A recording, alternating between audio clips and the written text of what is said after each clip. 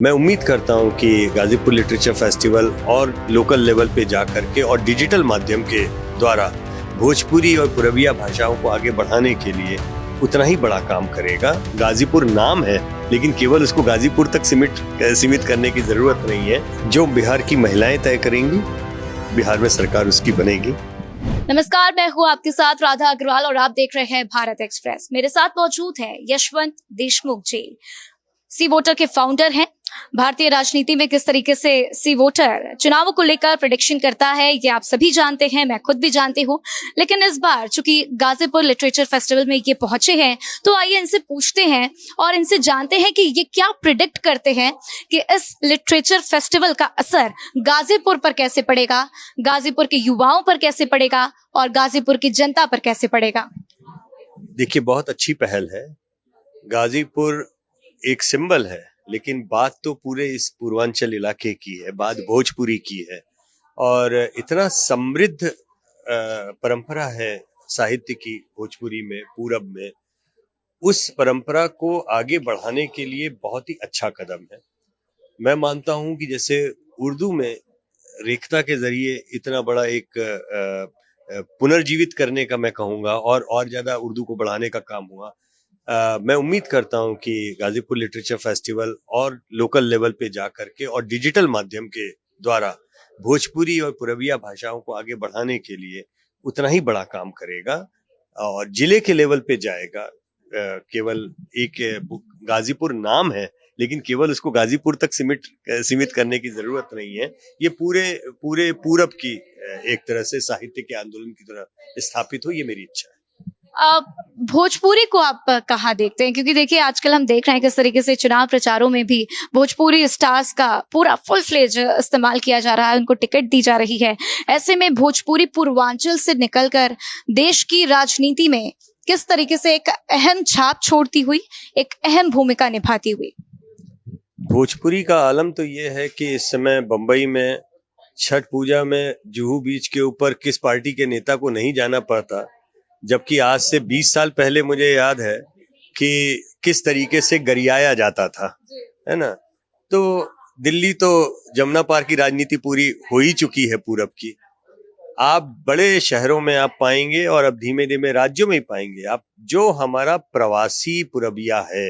प्रवासी भारतीय की बात होती है, लेकिन प्रवासी तो पुरबिया जो नाम अगर हम बोलें, उसकी धाक कहाँ कहाँ नहीं जमी। आप भारत को छोड़िए, भारत के बाहर कितने कितने मुल्कों में उन इधर के जड़ों से निकले हुए लोग अब राष्ट्रपति प्रधानमंत्री बने हुए हैं। मुझे मॉरिशस को ही देख लीजिए, मॉरिशस, सूरीनाम, गयाना, ट्रिनिडाड, मतलब आप गिनना, फिजी शुरू करें तो इतने सारे मुल्क हैं जहां पर आपको गिरमिटिया मजूर के समय जो गए, वो अभी तक अपनी भोजपुरी को सहेजे हुए हैं, अपनी आइडेंटिटी को सहेजे हुए हैं। मैं उम्मीद करता हूं कि वो जो उन्होंने सहेजा, आज की तारीख में पूरब से निकले लोग भी देश के बाकी हिस्से में जा रहे हैं अपने को समेटें, और वो कर रहे हैं। उसका एक छोटा सा सिंबॉलिक आप कह लें उदाहरण वो छठ पूजा हो चुका है। आज की तारीख में छठ ये एक ग्लोबल इवेंट सा बनता जा रहा है ना। आपने देखा अभी यूरोप में और अमेरिका तक में वहां से विजुअल्स आए छठ मनाते हुए। और जो प्रवासी पुरबिया है, जहां जाएगा अपनी संस्कृति, अपने संस्कार को लेके जाएगा, दम ठोक के लेके जाएगा। किसी को अच्छा लगे न लगे, हम आएंगे तो अपने जीजी विशा के लिए आएंगे, काम के लिए आएंगे। हम रहेंगे तो इसलिए रहेंगे क्योंकि हम मेहनती हैं, हम पसीना बहाते हैं, हम कलम तोड़ते हैं, हम अपने शरीर को तोड़ करके वहां पर जमना जानते हैं। और जब हम जम जाएंगे तो अपनी भाषा की, अपने संस्कारों की, अपने त्योहारों की, अपने संस्कृति की हम जम के बात करेंगे। आपको पसंद आए ना आए, आपकी बला से। और जब हम पॉलिटिक्स में जाएंगे तो यकीन मानिए, पॉलिटिक्स की समझ जो पूरब में है, आज पूरब में जो पॉलिटिक्स है वो किसी और राज्य में किसी को पता नहीं होगा, लेकिन पूरब के किसी वोटर से बोलिए तो वो आपको तमिलनाडु की पॉलिटिक्स भी समझा देगा, और ममडानी जो मेयर बने हैं न्यूयॉर्क की भी पॉलिटिक्स समझा देगा। तो पॉलिटिक्स हमारे खून में है, लेकिन हम जो है अपने तरीके से सिर झुका के मेहनत करके रोजी रोटी के लिए जाते हैं, अवसरों की कमी कारण जाते हैं, उस कारण चुप रह करके बहुत सारे अपमान और बहुत सारी चीजें बर्दाश्त भी करते हैं, लेकिन उस चुप्पी को कमजोरी न समझा जाए। वो कमजोरी नहीं है, वो हमारी संवेदना है, हमारी चुप्पी, हमारी संस्कृति है जो हमने अपने घरों से सीखा है कि किस तरीके से विनम्रता के साथ आगे बढ़िए और किसी को कुछ गलत मत कहिए। बहुत बहुत धन्यवाद सर। तो देखिए, यशवंत देशमुख जी को सुन रहे थे आप, किस तरीके से उन्होंने बताया कि साहित्य पर युवाओं को खास जोर देना चाहिए और बहुत ही गर्व के साथ अपनी संस्कृति, अपने साहित्य पर ध्यान देते हुए आगे बढ़ना चाहिए। इसी के साथ हम इससे पहला सवाल यही लेते हुए कि इस बार बिहार में किसकी सरकार आप देख रहे हैं बनती हुई? जो बिहार की महिलाएं तय करेंगी, बिहार में सरकार उसकी बनेगी। युवा जो तय करेंगे उसकी बनेगी। देखिए, वहां पर हमेशा MY कॉम्बिनेशन का जिक्र होता रहा है मुस्लिम यादव के नाते, और देखिए मेरा मानना है कि इस बार MY कॉम्बिनेशन नया आया है, महिला और युवा, और इन दोनों कॉम्बिनेशंस का अपने अपने तरीके से असर दिख रहा है। महिलाओं का सीधा एक एफिलिएशन कह लें या उनका जुड़ाव आप कह सकते हैं नीतीश जी के साथ में बिल्कुल साफ दिख रहा है। युवाओं के केस में रोजगार के मुद्दे पे तेजस्वी यादव के लिए एक अच्छा खासा ट्रैक्शन दिखा है, लेकिन एक्स फैक्टर के तौर पे प्रशांत किशोर आए हैं। उनको कितने सीट, कितने वोट, क्या मिलेगा ये कोई नहीं कह सकता, क्योंकि उनका पहला चुनाव है और सर्वे के विज्ञान में वो नापना असंभव होता है किसी नई पार्टी के लिए। लेकिन जितना ट्रैक्शन उन्होंने अपने लिए लिया है, उससे एक बात समझ में आ रही है कि युवाओं में एक हिस्सा जो एक प्रोग्रेसिव पॉलिटिक्स देखना चाहता है, जाति के बियॉन्ड जाकर के कुछ सोचना चाहता है, जो बिहार में अवसरों के अभाव में बिहार के बाहर जाता है, उन युवाओं को एक तरीके से उम्मीद की तरह से किशोर दिख रहे हैं, प्रशांत किशोर। लेकिन जो वहां की जमीन पे रह गए हैं, जिनको सरकारी नौकरी का अभी भी बहुत बड़ा लोभ है, बहुत बड़ा लालच, भी लालच शब्द नेगेटिवली न ले, जिनकी जरूरत है, बेरोजगारी एक बहुत बड़ा मुद्दा है, तो उनके लिए तेजस्वी यादव भगवान से कम नहीं है अगर वो उनको सरकारी नौकरी देते हैं तो। लेकिन इन सब के बियॉन्ड महिलाओं वाला मुद्दा जो है वो अलग किस्म से है, क्योंकि युवाओं में भी तो आधा हिस्सा महिला भागीदारी का है। तो ये लोग भूल जाते हैं कि महिलाओं के वोट बैंक में कोई पुरुष नहीं है, लेकिन युवाओं के वोट बैंक में आधी महिलाएं हैं, ये याद रखना चाहिए। बिल्कुल। और देखिए, कल जिस तरीके से हमने देखा कि महिलाओं की भागीदारी 8% ज्यादा दिखाई दी, उसके बाद से उम्मीदें भी कुछ अलग नजर आ रही है। लेकिन इस बार हमने देखा कि भारतीय जनता पार्टी ठीक है, जाति से ऊपर उठ के बात करती हुई भी नजर आई। स्टार प्रचारकों को उतारा, जिसमें डॉक्टर मोहन यादव, खासतौर से सीएम योगी आदित्यनाथ बहुत ही महत्वपूर्ण भूमिका निभाते, क्योंकि हम देखते हैं किस तरीके से माफियाओं पर खुलकर बोलते हुए नजर आते हैं। और हमने देखा भी कि किस तरीके से जेडीयू उम्मीदवार अनंत सिंह के ऊपर कार्रवाई की गई। क्या लगता है इसका असर पड़ेगा चुनाव पर? ये तो तय है, लेकिन फायदा किसकी तरफ, एनडीए की तरफ या महागठबंधन की तरफ? नहीं, ये कहना अलग बहुत मुश्किल है अभी इसको, ऐसे कि निश्चित तौर पर महागठबंधन आगे है या निश्चित तौर पर एनडीए आगे, ये कहना अभी बहुत मुश्किल है।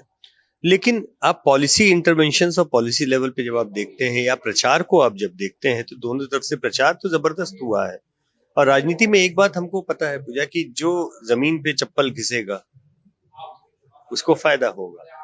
तो जब तक राहुल गांधी जी चप्पल घिस रहे थे, जूते घिस रहे थे, उनका भी ग्राफ बिहार में बढ़ा। तेजस्वी यादव जब तक लगे थे उनका भी बढ़ा।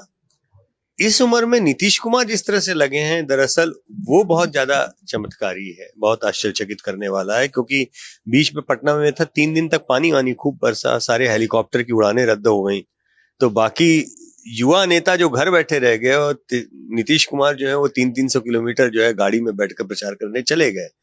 तो ये हमारे पूरब में कहा जाता है ना, पुराना घीव बोल रहा है।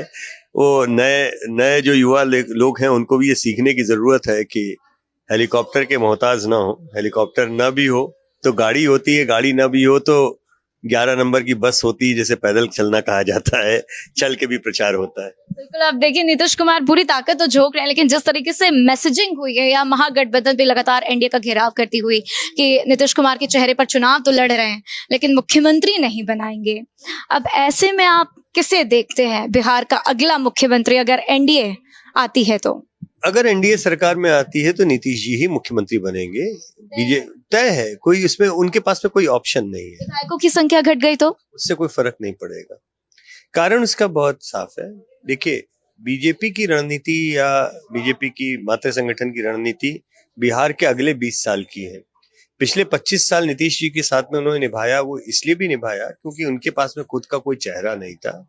दूसरा, कुर्मी कोयरी कुशवाहा जो एक ईबीसी, नॉन यादव ओबीसी वाली जो पैठ थी, जो गुडविल नीतीश कुमार की थी, अब जीवन के इस दौर में आकर के जहां बीजेपी के रणनीतिकार अगले 25 साल की राजनीति तय कर रहे हैं, उसमें वो नीतीश जी के साथ में कमाई हुई इस राशि को लुटाना नहीं चाहेंगे।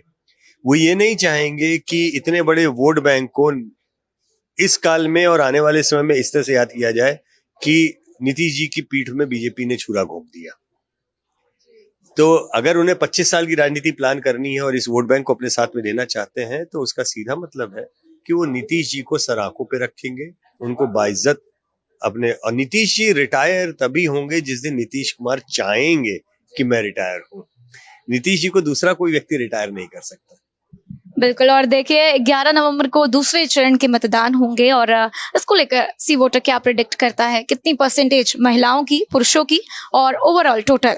मेरे ख्याल से जो पहले दौर का जो आया है वैसा ही मैं मानता हूं दूसरे दौर में भी भागीदारी बनेगी, बल्कि हो सकता है कि थोड़ी और बढ़ ही जाए, क्योंकि पहले दौर के आंकड़ों को देख करके जो उत्साह आया है, अच्छा हाई टर्नआउट में दोनों तरफ उत्साह आता है। वो लोग भी उत्साहित होते हैं जिनको लगता है एंटी इनकम्बेंट टर्नआउट है, तो उत्साहित दोनों साइड के लोग रहे, लोकतांत्रिक प्रक्रिया। लेकिन बिहार की जनता को इस बात के लिए फुल मार्क्स देने चाहिए कि जिस समय एक पूरा प्रचार चल रहा था कि लोगों का विश्वास चुनाव प्रक्रिया से उठ गया है, उस समय बिहार की जनता 70-80 साल के सबसे बड़े रिकॉर्ड मतदान के ध्वस्त करती है। इसका मतलब साफ है कि बिहार की जनता का लोकतंत्र में भरोसा है, लोकतांत्रिक प्रक्रिया में भरोसा है और लोकतांत्रिक संस्थाओं पे भी भरोसा है। तो चुनाव आयोग को कल एक दुर्घटना, कोई खबर ऐसी नहीं आई जिसके लिए बिहार कुख्यात रहा है चुनाव के दिन का। जिस तरीके से लोगों ने वोट डाला है, टर्नआउट के फिगर, इस बार पूरी प्रक्रिया उन्होंने बदली और ये नया नियम बनाया कि जब तक वो सिस्टम में दाखिल नहीं कर देंगे तब तक वो वहां का काम रैप अप नहीं करेंगे पीठासीन अधिकारी। तो कल देखिए कोई इस बात का हल्ला गुल्ला नहीं था कि वोट शेयर जो है 6 बजे के बाद में एकाएक बढ़ गया और कितना, ये सब कुछ चिलबहाट कुछ भी नहीं हुई, जबकि पहले भी होनी नहीं चाहिए थी। लेकिन जो उनकी प्रोसीजरल प्रॉब्लम थी उसको इस बार उन्होंने दूर किया और ज्यादा ट्रांसपेरेंट बनाया। तो दरअसल बढ़ा हुआ टर्नआउट बिहार की जनता की जीत है और चुनाव आयोग की जीत है। मैं नेताओं को और पार्टियों को काउंट नहीं करता इसमें। और ऐसे में महागठबंधन की हार है। महागठबंधन की हार न हो किसी की, वो मैं उसको ऐसे नहीं काउंट करता हूं। मेरा केवल ये मानना है कि आप इस देश में लोकतांत्रिक तरीके से लड़ रहे हैं, कोई गलत चीज हो उसके खिलाफ आवाज जरूर उठानी चाहिए, लेकिन आप आवाज उठाने, चीजों को सुधार करने के बजाय आप उस पूरे संस्थान को धूल धूसरित करके जमीन पे ले आए, उस प्रक्रिया को प्रश्न चिन्ह लगाएं जिस प्रक्रिया से आप स्वयं चुन के आते हैं। तो ये तो जिस शाख पे बैठे हैं उस शाख को बैठने का काम हुआ। मेरा मानना है चुनावी दौर में या उसके पहले या बाहर चुनाव सुधार के लिए खूब कैंपेन होना चाहिए, जो गलत हो उसके खिलाफ आंदोलन भी होना चाहिए, लेकिन आंदोलन या प्रश्न चीजों को सुधारने के लिए होना चाहिए, चीजों को ध्वस्त करने की दिशा में नहीं होना चाहिए। बनाना बहुत कठिन काम होता है इस देश में। चुनाव आयोग, इस चुनावी संस्था, चुनावी प्रक्रिया बनाने में और फाइन ट्यून करने में 80 साल निकले हैं। क्वेश्चन मार्क खड़ा करना जस्ट बिकॉज आप जीत नहीं रहे हैं, ये उचित नहीं है। और ये सारे प्रश्न चिन्ह तब गायब हो जाते हैं जब आप जीतते हैं, तभी क्यों खड़े होते हैं जब आप हारते हैं। तो मुझे लगता है कि वो नहीं होना चाहिए, लेकिन चुनाव सुधार के लिए लड़ाई होनी चाहिए, चुनाव आयोग को जिम्मेदार ठहराने के लिए लड़ाई होनी चाहिए, ताकि कोई दोबारा कोई नवीन चावला जैसा व्यक्ति ना आए चुनाव आयोग के अंदर। ये जरूर तय किया जाना चाहिए कि जिसके खिलाफ जो है वो मुख्य चुनाव आयुक्त को, राष्ट्रपति को लिख के ये देना पड़े कि इस व्यक्ति के ऊपर संदेह है, ये हर 5-5 मिनट में बाथरूम जाने की ब्रेक लेकर के किसी और व्यक्ति को रिपोर्ट करते थे, कॉन्फिडेंशियल मीटिंग की बातें। उस तरीके के लोग, नवीन चावला जैसे लोग दोबारा चुनाव आयोग में ना हो, ये इंश्योर करने के लिए बहुत जरूरी है कि चुनाव आयोग के आयुक्तों के चयन की प्रक्रिया को बेहतर किया जाए, विस्तारित किया जाए। और सबसे बड़ी बात जिसके लिए कोई पॉलिटिकल पार्टी नहीं तैयार होती, बायोमेट्रिक्स क्यों नहीं? अगर हमारे आधार में आज की तारीख में हम और आप कुछ खरीदारी करने जाते हैं, उसके लिए हम अंगूठा लगाने के लिए तैयार हैं, हम वोट देने के लिए अंगूठा लगाने को तैयार नहीं है, ये क्या मूर्खतापूर्ण बात है? जितनी जगह पे जो लोग मर गए, नाम काटे गए, 2 जगह पे चले गए, नाम काटे गए, एक ही जगह पे 2 जगह नाम हो गए, नाम काटे गए। अगर बायोमेट्रिक इनेबल्ड होगा तो हमारा आपका वोट, राधा अगर एक जगह से वोट डालनी तो एक ही जगह से वोट डालेंगी, 3 जगह उनका नाम नहीं जाएगा। और उनको अपना वोट देने से पहले अपना अंगूठा लगाना पड़ेगा, उनकी जगह पे यशवंत देशमुख वोट नहीं डाल सकेंगे। तो ये इसमें क्या समस्या है? ये अगले लेवल का सुधार है। लेकिन अब जब जो चुनाव आयोग पे उंगलियां उठाते हैं, जब चुनाव आयोग उनको ये बोलता है कि बायोमेट्रिक करना चाहिए, तो वो लोग उस पे पीछे हो जाते हैं। तब वो डेटा प्रोटेक्शन और इन सब की वाहियात बातें करते हैं। Data protection? किस बात का डेटा प्रोटेक्शन? यहाँ पे आप अमेजन में कुछ भी खरीद रहे हो या कुछ भी आप खाने के लिए चाउमीन मंगा रहे हो, समोसा मंगा रहे हो। ऐसे में जो चुनाव आयोग SIR की प्रक्रिया कराता हुआ दिखाई दिया, और अब जिस तरीके से अन्य राज्यों में भी कराने की बात है, उसकी तैयारियां भी शुरू हो गई, तो आप SIR को फिर इस मुद्दे पर किस तरीके से देख रहे हैं? राधा, एक बात बताइए, SIR में बिहार में अकेले 10% का फ्लैब हटा है, ठीक है ना? अलग अलग अनुमानों के हिसाब से माने अलग अलग नेताओं की, तो 60 लाख से 80 लाख नाम कटे हैं। और उसके बावजूद भी कल के टर्नआउट में ओवरऑल परसेंटेज भी बढ़ गया और संख्या भी बढ़ गई। तो इस बार वोटर्स भी तो बढ़े, 7 लाख से ऊपर वोटर्स की संख्या बढ़ गई। यही तो मैं कह रहा हूं कि केवल वोट कटने से नुकसान हो रहा है लोकतंत्र का नहीं है। गलत वोट कटना चाहिए, सही वोट नहीं कटना चाहिए। अगर मेरा वोट वहां पर है और मेरा वोट गलत तरीके से काटा जाए, उस पे आंदोलन होना चाहिए। और देखिए यशवंत जी, चुनाव आयोग तो कह रहा है कि हमने घुसपैठियों की वजह से SIR की प्रक्रिया करवाई, अन्य राज्यों में भी करवाने की यही वजह है। हालांकि अब देखना होगा कि बिहार में जिस तरीके से आप प्रिडिक्ट कर रहे हैं कि अगर NDA की सरकार आती है तो नीतीश कुमार ही मुख्यमंत्री बनेंगे, ये होता है या फिर नहीं। कैमरामैन मनु के साथ मैं राधा अग्रवाल, भारत एक्सप्रेस।